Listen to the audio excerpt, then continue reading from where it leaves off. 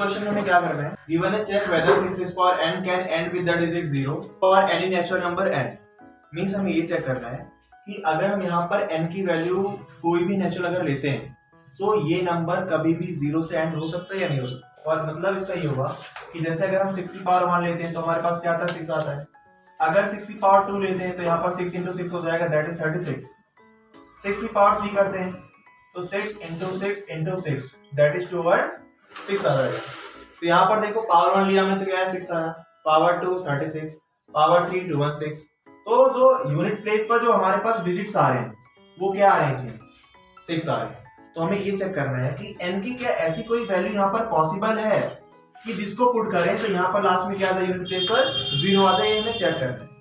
तो किसी भी नंबर के एंड में 0 जब आता है जब उसके प्राइम फैक्टराइजेशन में 2 and 5 दोनों ही क्या होते हैं, प्रेजेंट होते हैं। अब इसके लिए हमें क्या काम करना पड़ेगा, यहाँ पर देखो 6 को जब प्राइम फैक्टराइज करोगे तो हमें क्या मिल जाएगा, यहाँ पर 2 और 3 मिल जाएगा। तो इसके प्राइम फैक्टराइजेशन में 2 आ रहे हैं, 2 आ रहा है और 3 आ रहा है, 2 और 5 दोनों नहीं आए। तो इसका मतलब ये हुआ कि इसमें n की वैल्यू आप कुछ भी पुट कर लो, इसके यूनिट प्लेस पर कभी भी 0 नहीं आएगा। तो क्या लिखोगे इसके एक्सप्लेनेशन में, since prime factorisation of 6 does not contain both 2 and 5, so 6 raised power n can never end with the digit 0। ठीक है। अब इसके बाद देखो इसमें नेक्स्ट क्वेश्चन दिया हुआ है जो कि थोड़ा इंपॉर्टेंट है।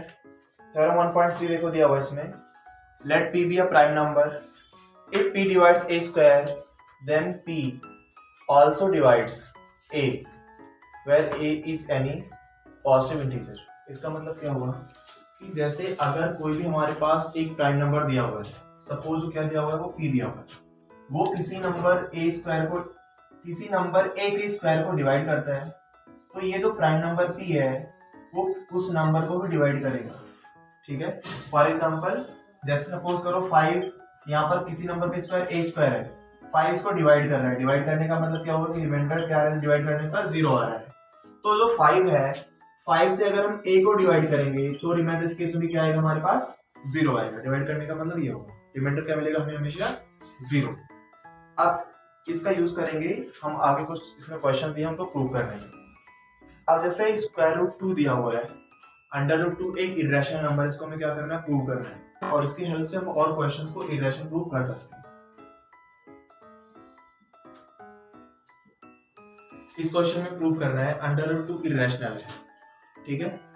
अब अंडर रूट 2 को इरेशनल प्रूव करने के लिए इसको हम कॉन्ट्राडिक्शन मेथड से प्रूव करेंगे। ठीक। तो इसमें हमें कुछ एजम्पशन लेने पड़ेंगे स्टार्टिंग में।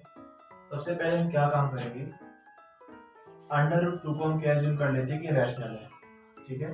Suppose square root 2 is rational. अब कोई भी नंबर अगर रैशनल होता है तो उसको हम p by q के फॉर्म में शो कर सकते हैं। तो हम क्या काम करेंगे, इसको p by q के फॉर्म में शो कर सकते हैं, एक्सप्रेस कर सकते हैं, जहां पर p और q दोनों ही क्या हमारे पास इंटीजर्स हैं और क्या है, दोनों को प्राइम है। इट मींस दोनों का जो SCF है वो क्या एज्यूम करना पड़ेगा, हमें 1 एज्यूम करना पड़ेगा। और ऊपर ये भी एज्यूम करोगे आप कि जो है वो नॉन जीरो है। ठीक है। अदरवाइज यहाँ पर 0 बन जाएगा तो नॉट डिफाइंड हो जाएगा।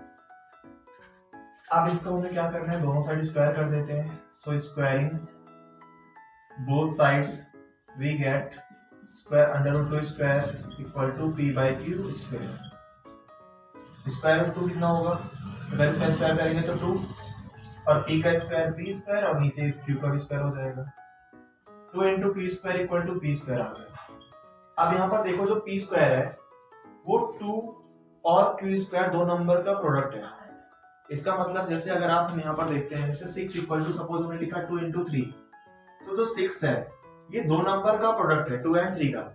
इसका मतलब क्या हुआ, जो 6 है वो 2 से भी डिविजिबल है और 3 से भी डिविजिबल है, दोनों नंबर से क्या होगा, वो डिविजिबल होगा।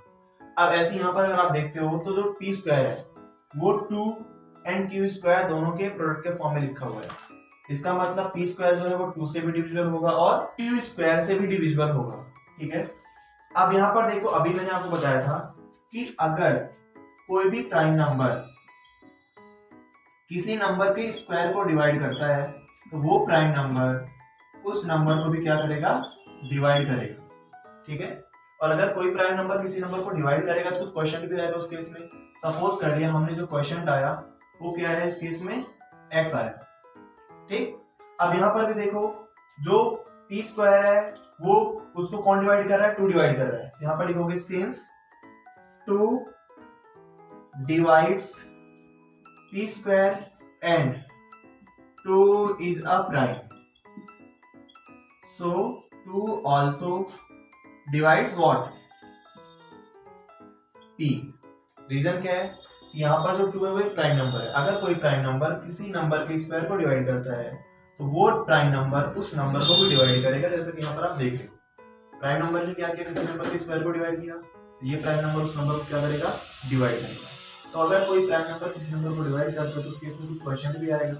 ठीक है, तो इस केस में हम क्या लिख सकते हैं, एक इक्वल टू हम लिख सकते हैं दिस प्राइम नंबर और इनटू क्वेश्चन, और प्लस में रिमाइंडर 0 है, आप पहले से पता है आप लोगों को। तो क्या आ जाएगा, इक्वल टू प्राइम नंबर जो भी है p और इनटू क्या आ जाएगा, x आ जाएगा।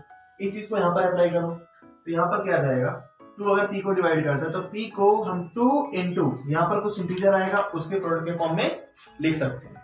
यहाँ पर प्राइम p इक्वल टू ये लिखा हुआ है सिंपल सा, इसको मान लो एज्यूम कर लेते हैं फर्स्ट है। अब इस p इक्वल टू 2x को हम कहां सब्स्टिट्यूट कर देते हैं, इस वाली ऊपर वाली इक्वेशन में। इसको आप 1 एज्यूम कर लो, इसको सेकंड लेते हैं। Putting p equal to 2x in equation 1, इसमें जब सब्स्टिट्यूट करोगे तो क्या आ जाएगा, ये 2q square equal to 2x का स्क्वायर, यहां से आ जाएगा 2q square equal to 4x square. यहां पर 2 से 2 कैंसिल हो जाएगा, q square equal to 4x square upon 2 आ जाएगा, q square equal to 2x square. अब यहां पर भी देखो जो केस यहां पर था p स्क्वायर 2 और q स्क्वायर का प्रोडक्ट था, तो 2 किसको डिवाइड कर रहा था, p स्क्वायर को डिवाइड कर रहा था। अब यहां पर भी ये केस है, q स्क्वायर 2 और x स्क्वायर का प्रोडक्ट है, तो q स्क्वायर किससे डिवाइड हो रहा है, 2 से डिवाइड हो रहा है। तो अगर q स्क्वायर 2 से डिवाइड हो रहा है और 2 एक प्राइम है तो q भी किससे डिवाइड होगा, 2 से। ठीक है, यहाँ पर देखो since q square is divisible by 2 which is a prime, so q is also divisible by 2. If q is divisible by 2, then q can be written as 2 into y, where y is an integer. अब यहाँ पर देखो p equal to 2x आ गया और यहाँ पर हमारे पास आ गया q इक्वल टू 2y। अब यहाँ पर अगर हम p और q का SCF देखते हैं, SCF of p and q, तो यहाँ पर 1 नहीं आ रहा। रीजन क्या है, p equal to 2 into x है, q equal to 2 into y है, तो एटलीस्ट 2 इसमें कॉमन फैक्टर तो है ही, 2 से ज्यादा भी हो सकता है, बात की बात है, बट एटलीस्ट 2 तो हो ही जाएगा इसमें। ठीक है, जबकि हमने स्टार्टिंग में एज्यूम किया था कि जो p और q है वो कैसे हैं, कोप्राइम नंबर्स हैं इसमें, मतलब दोनों का एचसीएफ क्या है, 1 है। तो ये जो इक्वेशन सेकंड और थर्ड अगर हम यहाँ पर देखते हैं तो इनका एचसीएफ p और q का 1 नहीं आ रहा, जो कि जो हमारा एजम्पशन था उसको क्या कर रहे हैं, कॉन्ट्राडिक्ट कर रहे हैं। इसका मतलब जो हमारा एजम्पशन था कि ये रैशनल नंबर है, ये क्या है, रॉन्ग है। तो इसका मतलब क्या होना चाहिए, इररेशनल ही होना चाहिए। अब यहाँ पर देखो एचसीएफ यहाँ पर p और q का 1 नहीं आ रहा, यहाँ पर लिखेंगे HCF of p and q is not equal to 1, which contradicts our assumption that SCF of P and Q is equals to 1. This contradiction has arisen because our assumption that square root 2 is rational is wrong. So square root 2 is irrational. अब जिस तरीके से हमने इसका prove किया under root 2 is irrational, उसी तरीके से आप किसी भी नंबर के स्क्वायर रूट को इरेशनल शो कर सकते हैं। जैसे यहाँ पर 3 करना है आपको, अंडर रूट 3 को इरेशनल शो करना है, तो बस 2 को 3 से रिप्लेस कर दो पूरे प्रोसेस में, वो प्रूव हो जाएगा। 5 को करना है 5 को कर सकते हो, 7 को करना है 7 को कर सकते हो, 9 को करना है, खैर वो तो 9 तो है ही नहीं, अंडर रूट 9 3 आ जाएगा जो कि इरेशनल है।